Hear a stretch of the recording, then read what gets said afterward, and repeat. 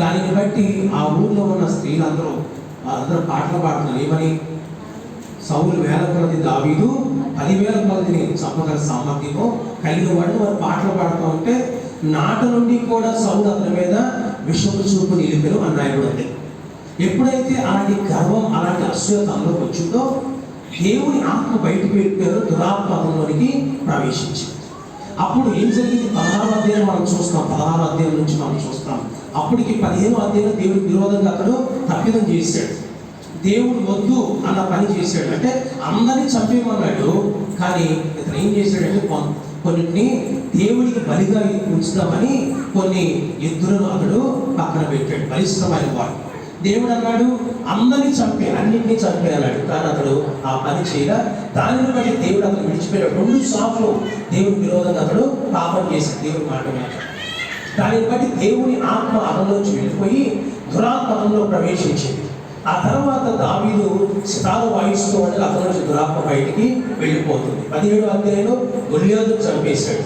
చంపిన తర్వాత మీరు అందరూ కూడా అతను గర్భరుస్తున్నారని అతనిలో అసూయ, ద్వేషం కలిగింది.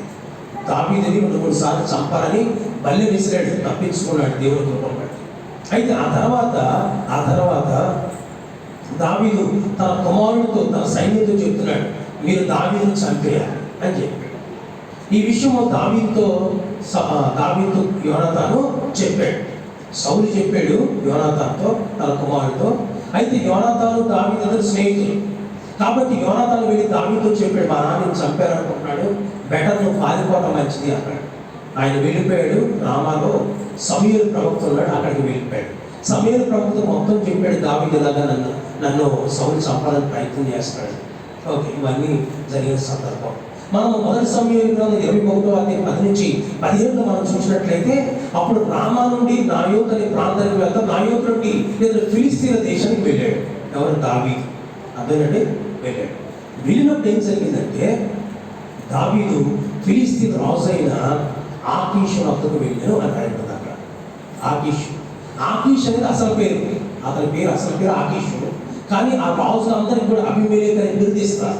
అబీమెలెకు 1, అబీమెలెకు 2, అబీమెలెకు 3 అని ఒక్కొక్క రాజుకు ఒక్కొక్క బిరుదు. అంటే 1, 2, 3 మొదటి రాజు, రెండో రాజు, మూడో రాజు. ఏ పొజిషన్ ఉంటే ఆ రాజుకి నెంబర్ ఇచ్చారు. అలాగే అబీమెలెకు 2 ఒకటే.